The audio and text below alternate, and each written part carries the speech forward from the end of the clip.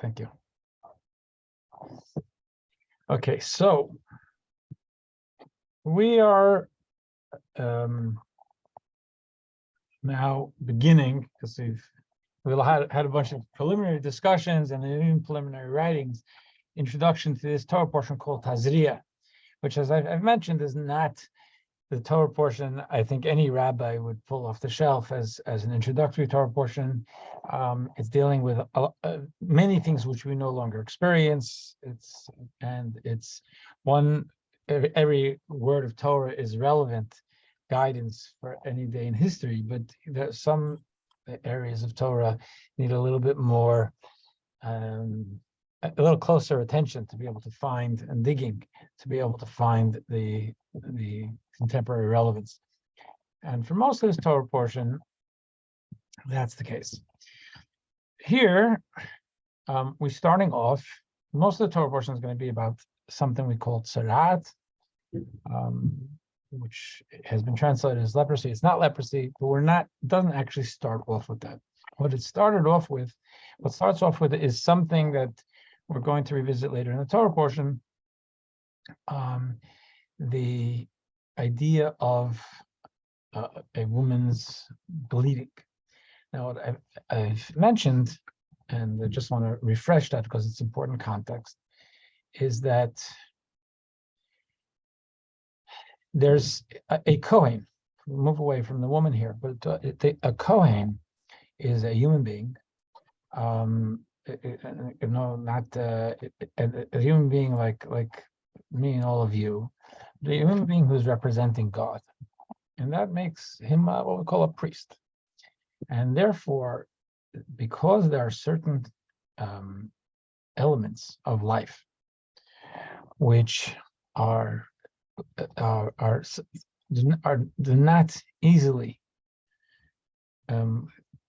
connect or allow for that connection with God, specifically things connected with death, and God is the source of life.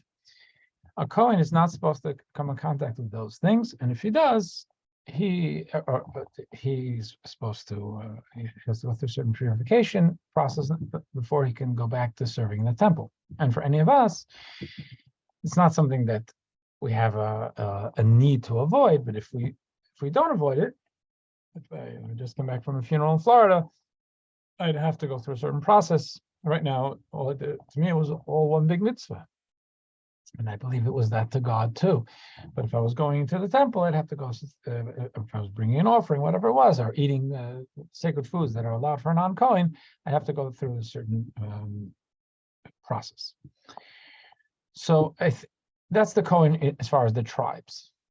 So he has like an analogy to impurity, and impurity again doesn't mean moral. In most cases, doesn't mean any moral filth or moral stain.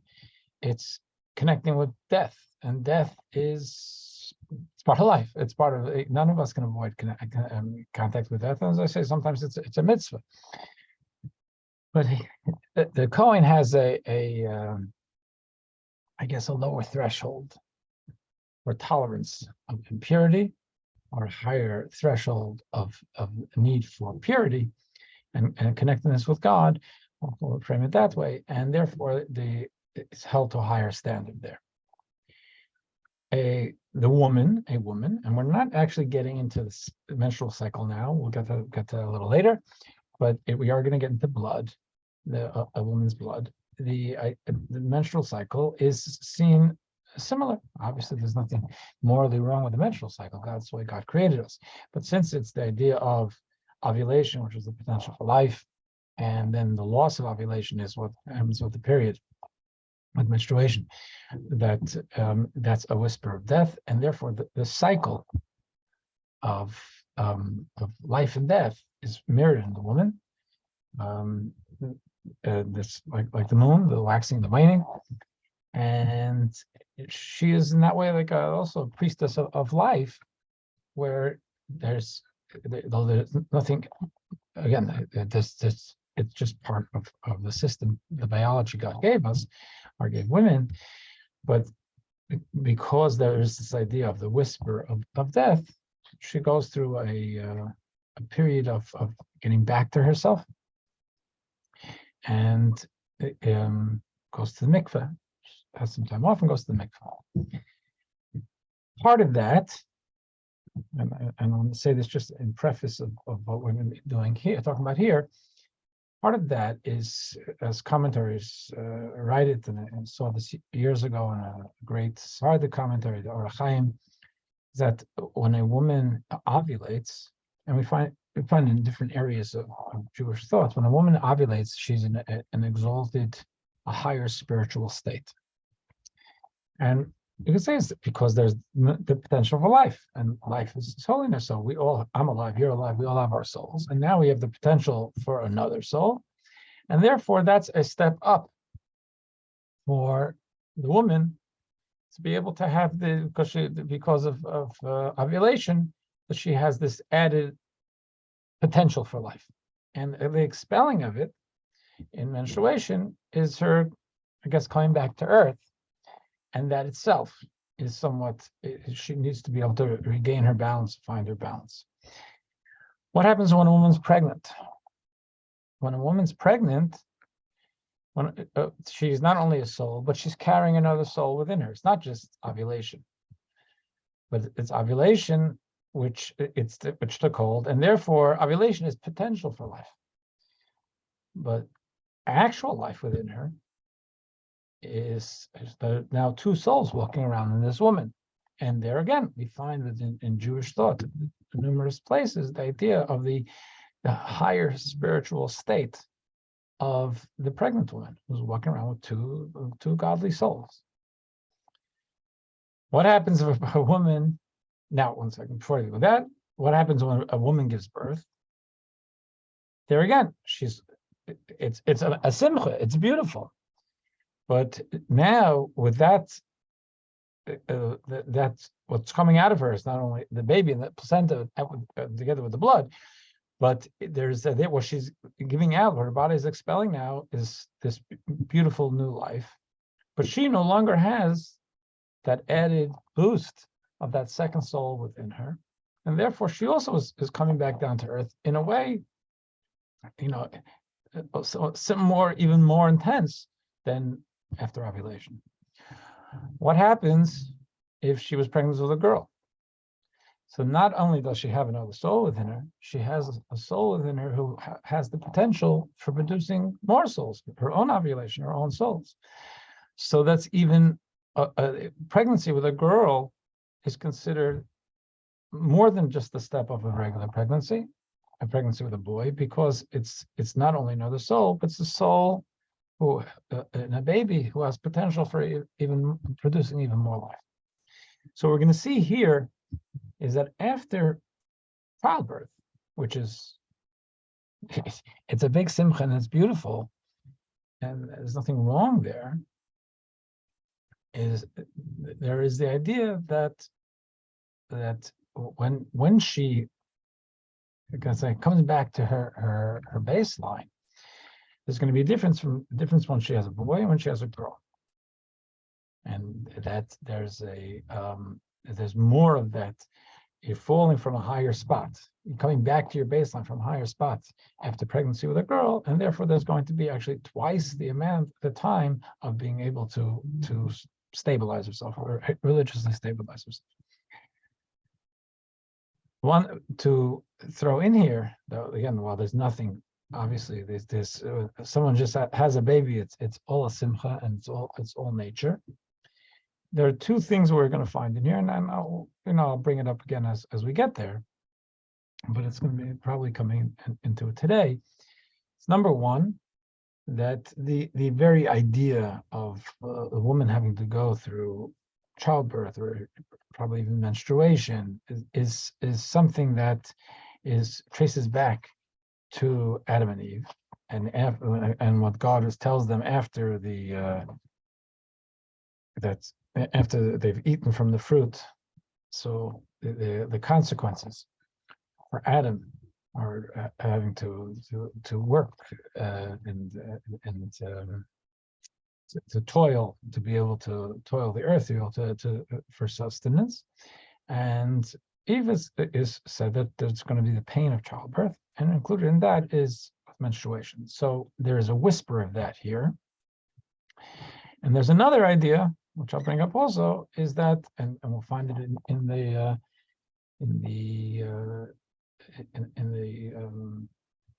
service, which this pregnant woman goes through, is that because of the pain of childbirth, a birthing woman, I'm told, may often think or say that she never wants to be, have relations with her husband again. It just isn't worth it. And since that is hopefully not, shouldn't mean that. She's saying it at a time of tremendous stress. She brings an offering for, having made a commitment she doesn't really intend to keep, but she said it under stress. So let's just go going this. Unless there are any questions. Okay. God spoke to Moses saying, again, it says defilement contracted by childbirth. I really don't like that word. Defilement sounds like it's dirty or something. We could come up with a better word. Number 2, verse 2. Speak to the Israelites saying, returning to the laws of ritual defilement, we'll now discuss the ways in which the human body itself becomes a source of ritual defilement. What it means here is that we had spoken in earlier Torah portions that there are different external things touching a corpse or even an animal corpse. There are different ways where things going on outside of us, if we come interface with it, it can bring us this spiritual instability, let's call it. But then now this week's Torah portion, we're going to get more into, and the next one, we're going to get more into how the body itself can generate situations where we have this spiritual instability. And we'll start off with this idea of a woman who's pregnant. And as I mentioned, the woman who's pregnant has within her, which is, it's a beautiful thing to be pregnant, and she has within her another life, potential life. Now, so it starts with this. If a woman miscarries, even a dissolved fetus, all the more so a fully formed fetus, or successfully gives birth to a male child, she becomes ritually defiled and remains so for 7 days. Starting with the male, then we're going to go to the female.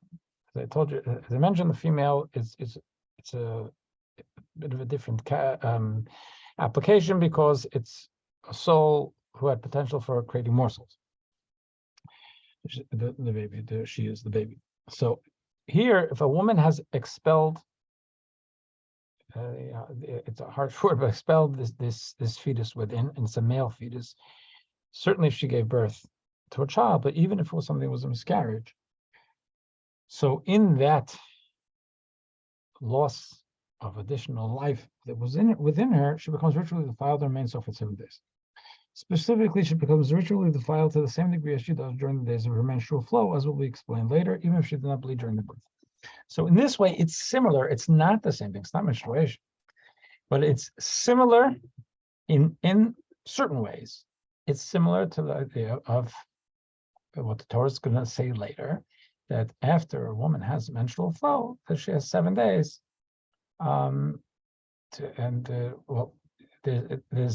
She has 7 days, and she needs to, and then she can go to mikveh and regain her spiritual balance, and go to do things, eat sacred foods, go to the temple, all of that.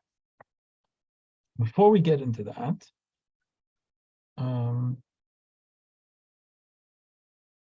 something. Let's just go downstairs, down the bottom of the page to number 2.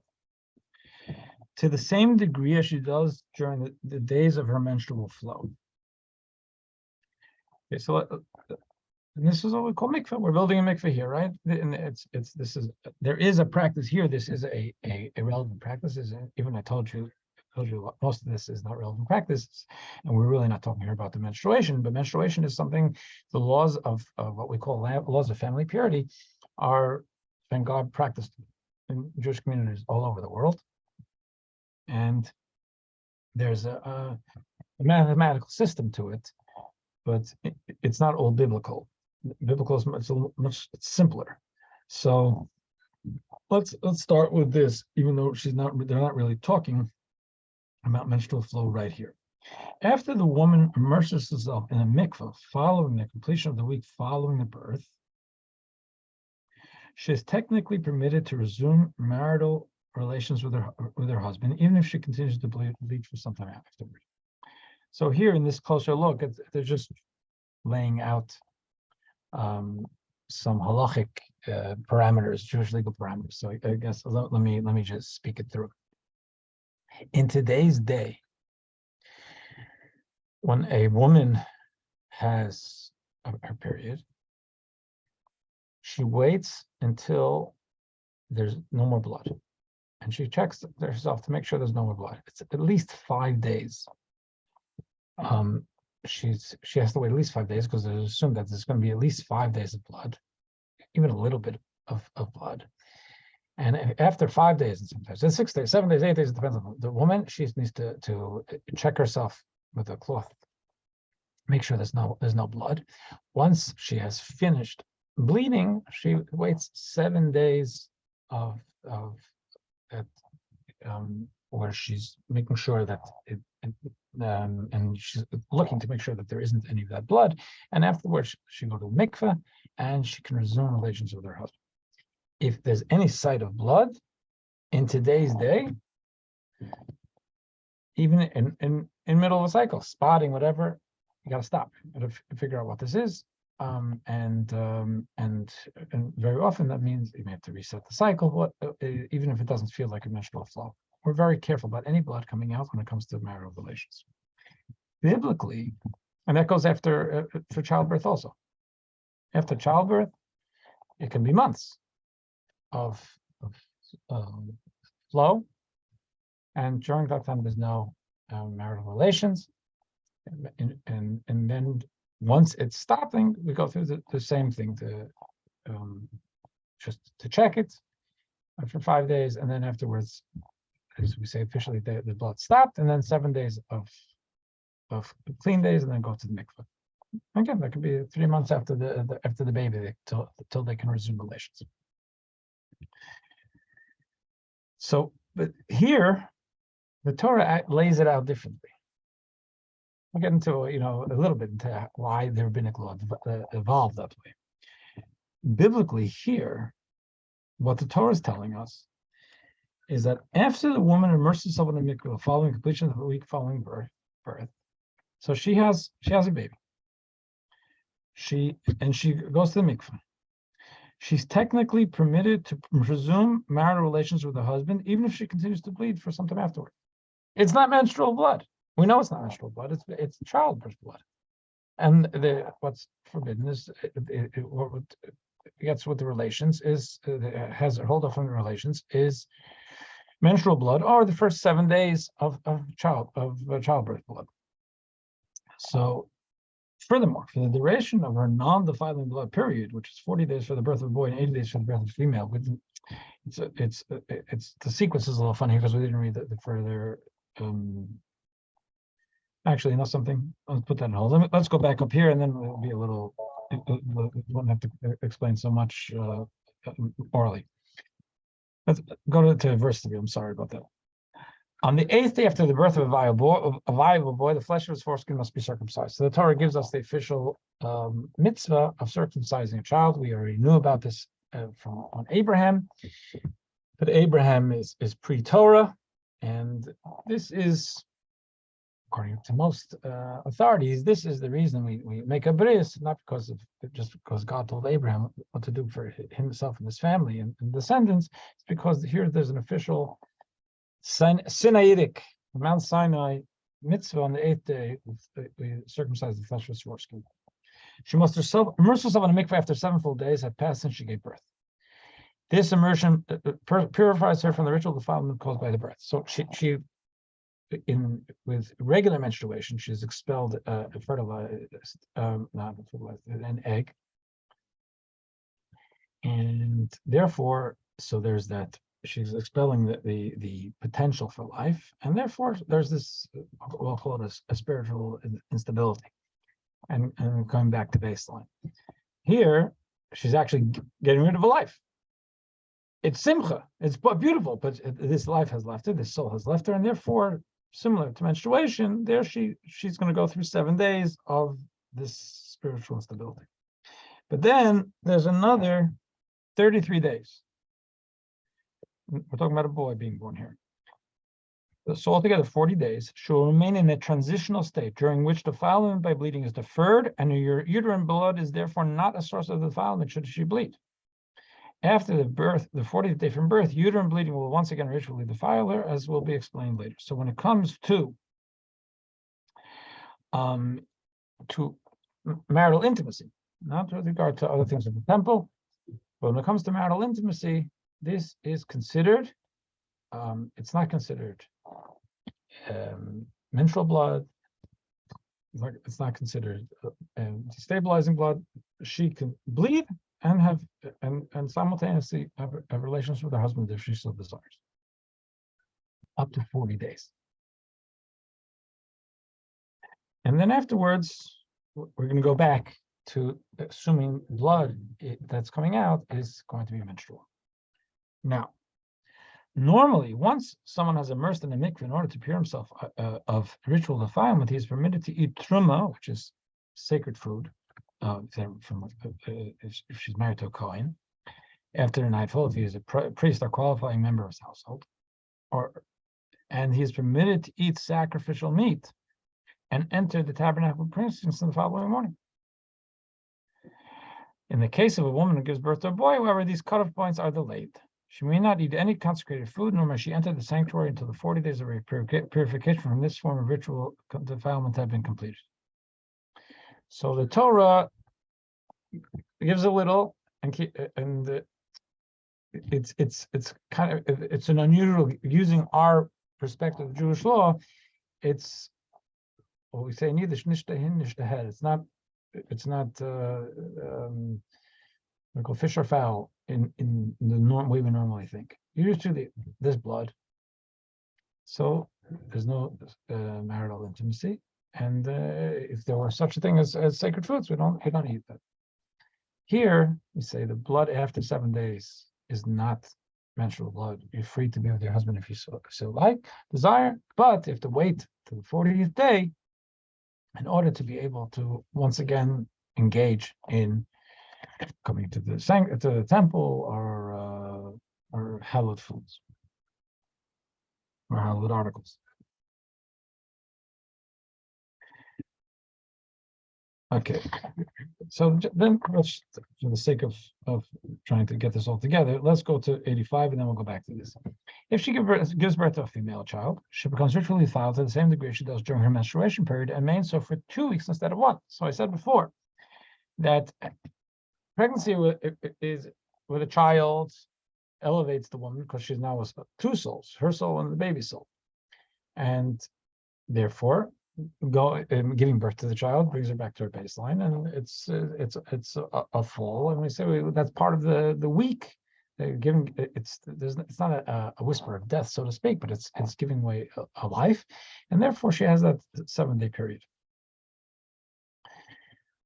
What happens if she's pregnant with a girl who is not only another soul, life within her, but also has the potential to herself become pregnant in the future, and therefore there's 2 souls and potential for more.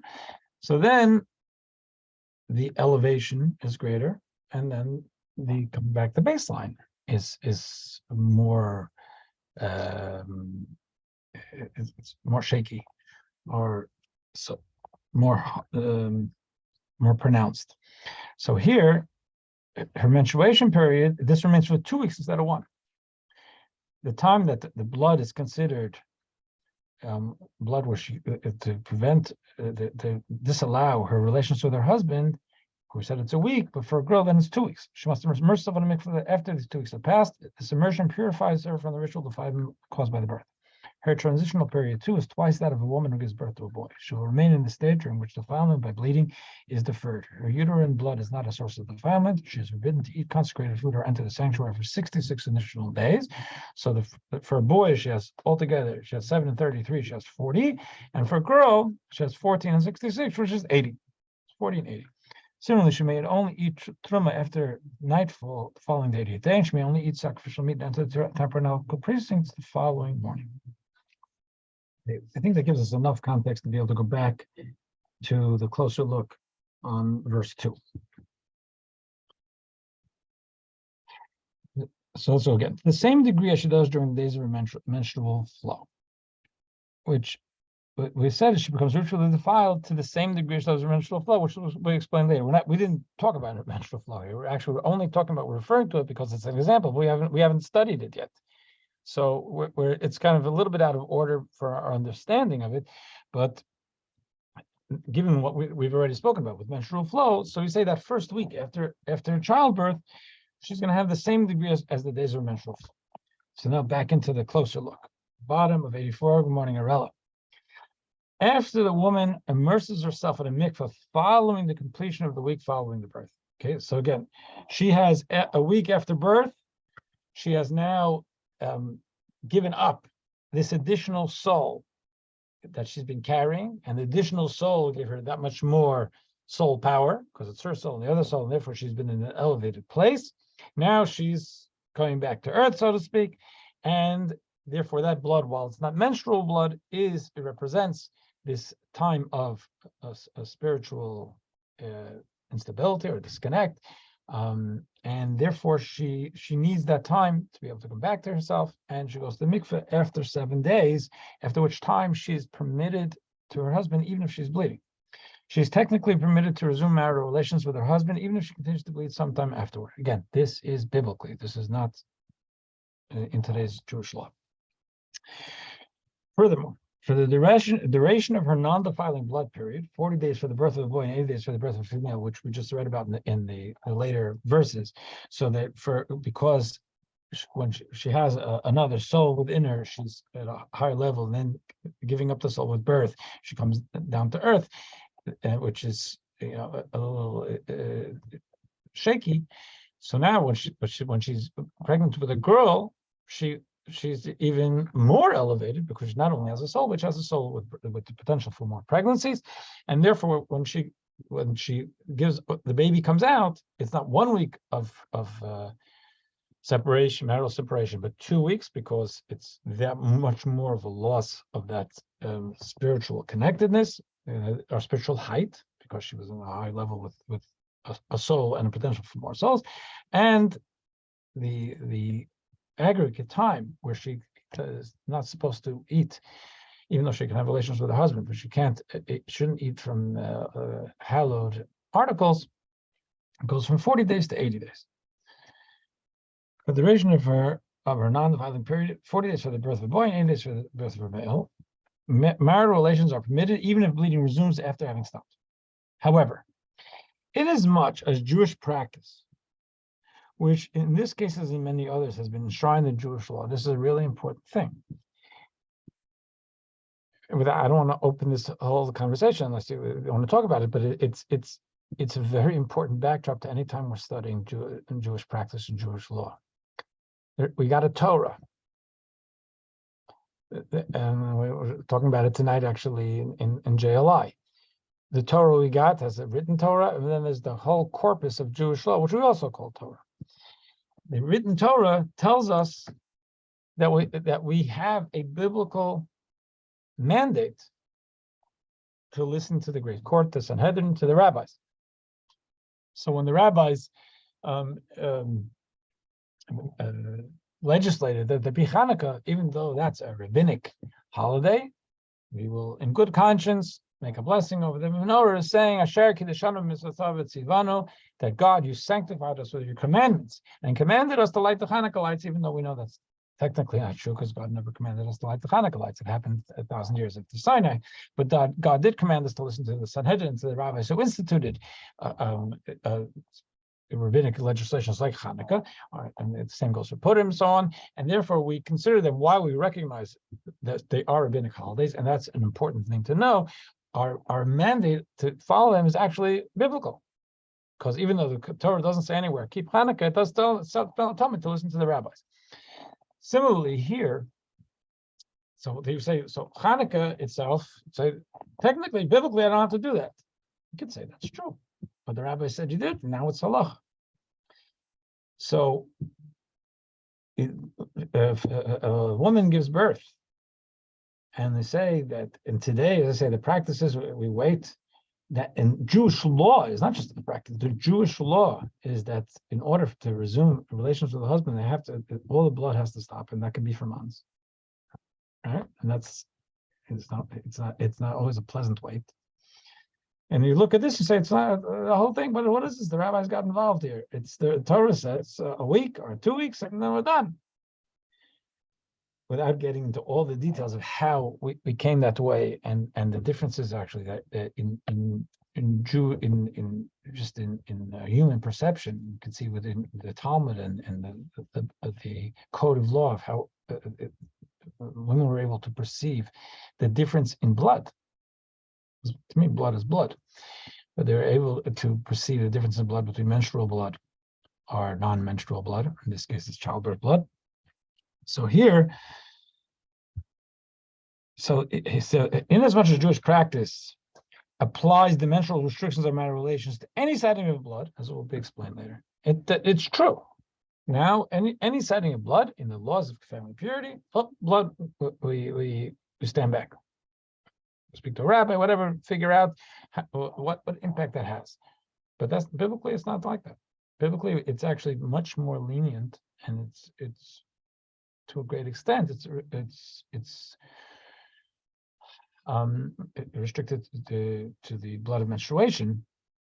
So a woman so today, though, a woman who gives birth must wait until she sees bleeding totally and then wait a full week before immersing in a mikveh and resuming marital relations.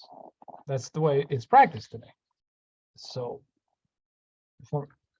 here, I think that's the end of it. Yes, okay. That's the closer look. Just they're bringing up just to know that we're studying something. Don't try this at home.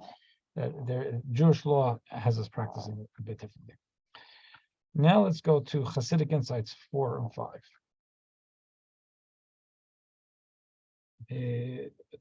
The top of the left side, 84, says she will remain in this state. So there is this kind of here and there where for the week or 2 weeks for a girl where she can't have relations with her husband, after she's bleeding, and she can't go to the temple. So you think, oh my gosh, so Anida, she can't have relations with her husband. Here we say you can have relations with her husband while she's bleeding. So this post-immersion period is an anomaly. On the one hand, the woman can be bleeding. Yet this uterine blood, unlike some other types of uterine blood, does not render her ritually defiled. In fact, contact with it does not render anyone ritually defiled. It's undefiled blood. It's just blood. There's nothing wrong with blood. On the other hand, she is not allowed to enter the tabernacle precincts or partake of consecrated or sacrificial food. She's in a prolonged state of deferment, having done all she is required to do, but simply awaiting the prescribed amount of time to pass before resuming her full participation in spiritual life. So the Torah says, go back together with your husband if you want, you're ready, but to achieve the spirituality in the temple, it takes some more time. So it's an in-between state. This paradoxical state is reminiscent of our prolonged exile, quoting the Rabbi here. We have undergone all the purification processes that exile is meant to accomplish, and are now waiting for the required amount of time and whatever providential experiences it is meant to bring to pass. Now, we've done as a people. We are the woman here. We've gone through our bleeding, and now we're waiting to be able to be reunited with God in the temple. In the meantime, we're not allowed to rebuild and re-enter the temple nor partake of consecrated sacrificial food. So what do? We're just waiting for Mashiach. So in order to hasten this passage of time, we need to behave as the new mother does with regard to her post-immersion bleeding. We may indeed see blood, meaning encounter aspects of the physical world that under normal circumstances we cannot prevent from defiling us, meaning distracting us from God and the weakening our divine consciousness. It's true that we may see blood, that the woman would see blood, and she'll say, oh my gosh, I'm seeing blood. I can't, and this is generally symbolizes menstruation and the loss of ovulation. That it's therefore distracting us from God, weakening our divine consciousness. There is that pull and that symbolism of the blood, and so we will encounter our version of blood. In other words, the distractions between us and God. But when we encounter such aspects of life, we must go into page 85. We must nonetheless, all the way to the left, we must nonetheless remain undefiled. We should pay their enticements in the mind, remaining staunchly true to our true selves and our divine mission. Just as the woman in the times of the temple, she'd call me up. We had the temple, and she'd call me up, and it's 3 weeks after her baby was born, and she's been to the mikveh, and she said, "Rabbi, can I be with my husband? I don't know. It feels funny. I'm seeing blood." I say, "I understand why it feels funny, but don't be deterred and don't be distracted. You being with your husband is a holy thing, and that's what you want to do. Go right ahead." But there is those visual and life distractions, which would cause us to question ourselves whether we're actually in the right spot. Similarly, say we also have, as we're waiting for Mashiach, we may say to ourselves, "Is this really going to happen? Do we really deserve this?" Or look at the world, look at who we are, look at who I am. Is this something that I'm really ready for? Why should God bring Mashiach today? However, we must nonetheless remain undefiled. We should pay their enticements no mind, remaining staunchly true to our true selves on a divine mission. We stay the course to do what God wants us to do, and waiting for Mashiach. By not succumbing to the allurements of the material world, we're able to proceed to the next stage in this process, elevating the material world itself, transforming it into an expression of divinity. Meanings, it reveals that the blood itself is undefiled. The blood itself is fine. This required period of waiting will then be over, and the final redemption will be ushered in. Okay. Now I want to go back, unless there are any questions, I want to go back to 84, to the inner dimensions. On the right side of 84, this is more their Kabbalistic notes they have here. So the way this piece of spiritual thought, of Hasidic thought, is reading the Torah. It's reading the Torah in a Kabbalistic key, in a spiritual key. And the woman who gives birth represents God. The woman represents God. Gives birth, giving birth to us. And it says the languages. Let's see how they translated it.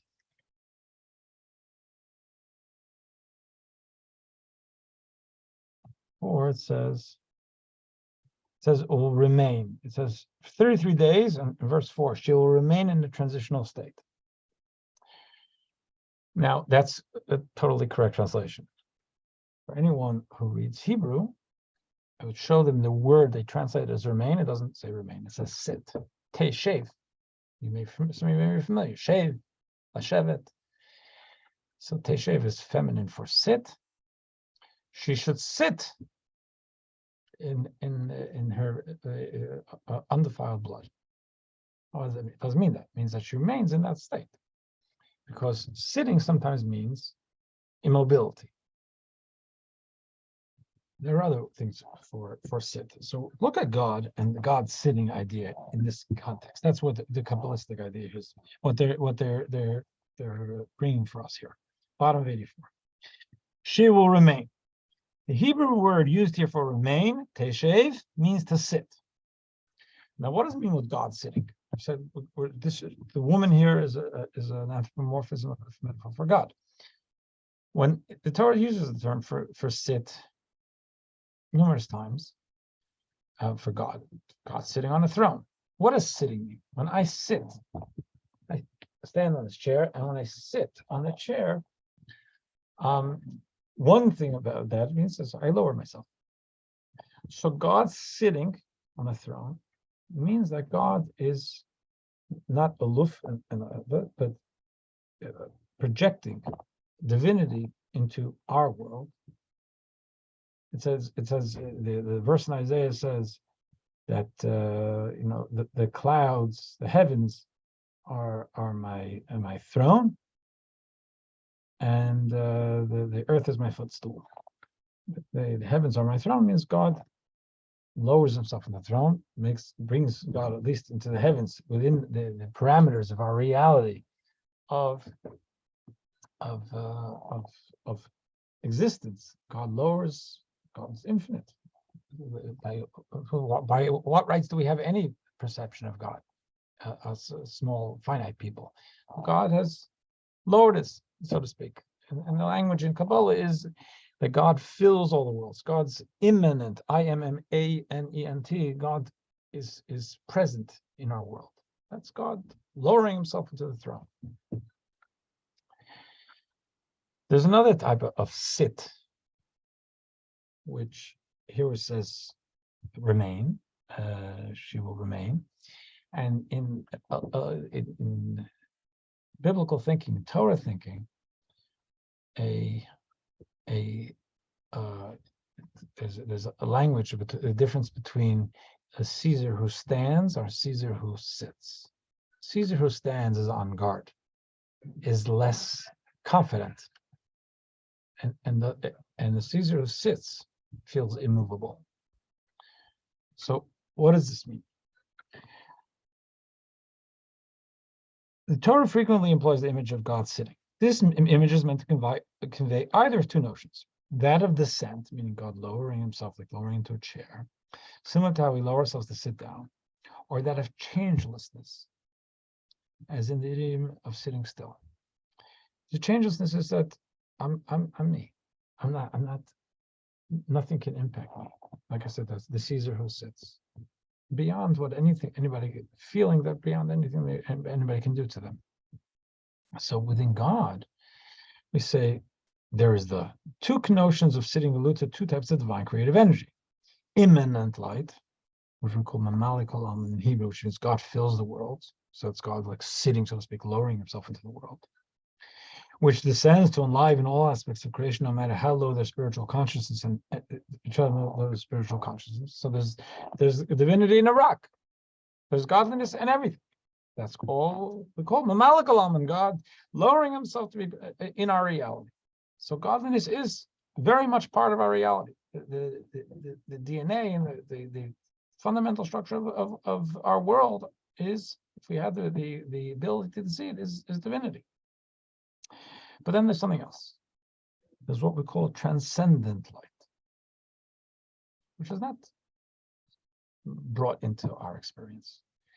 And that in the Hebrew, the Kabbalistic term used in Hebrew is sovev kol almin. Sovev means surrounds. What does surround mean? It doesn't mean spatially surround.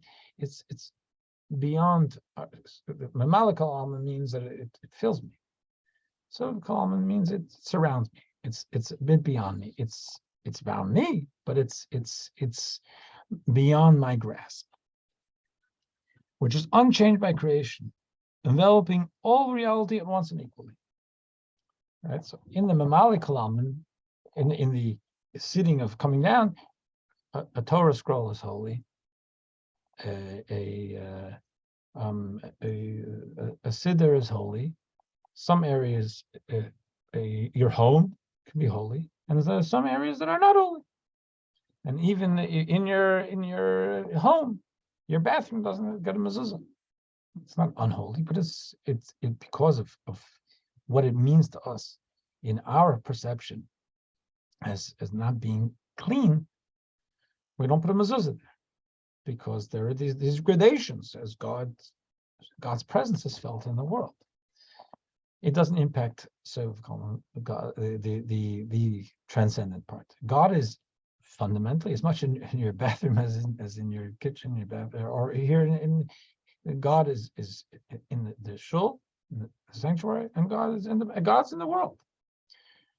But when you're talking about the transcendent level of the divine, that's unimpacted by its connection with the world. But then as God beams his light into the world, so yes, there's higher, there's lower.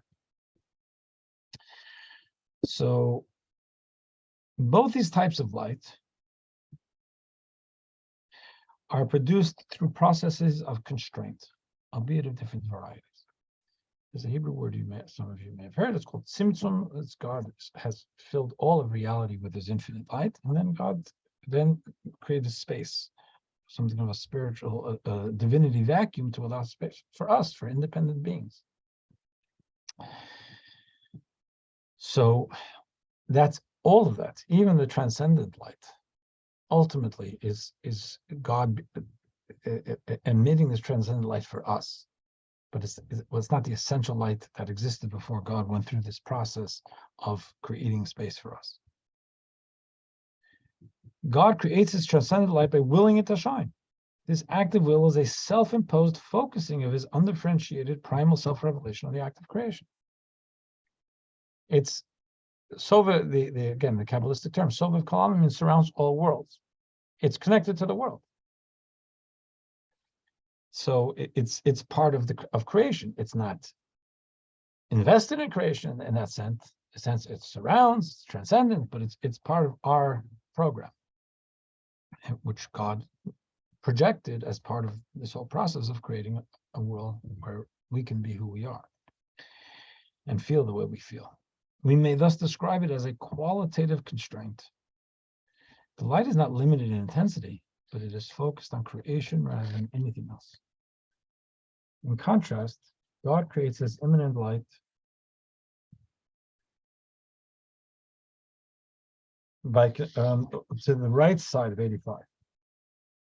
God creates this immanent light, meaning the light, the sitting, lowering light, by constricting the intensity of the transcendent light. We may therefore describe it as a quantitative constraint. The woman who gives birth in this context is an allegory for how God creates the universe. Her remaining sitting, the two types, in other words, transcendent and lowering, alludes to the two varieties of constraint that produce the two types of divine light that create and sustain the world. The purpose of both these acts of constraint is to create a world antithetical to divine consciousness and revelation, which can then be transformed into being consummately conducive to divine consciousness and revelation. So there's two, I guess the idea is, think about it, this woman's giving birth. She's giving birth to a baby she wants to raise. She wants to raise this baby to be an independent human being. The baby initially just totally needs the mother for food, for everything. When the baby can now feed him or herself, that's called maturity, it's growth.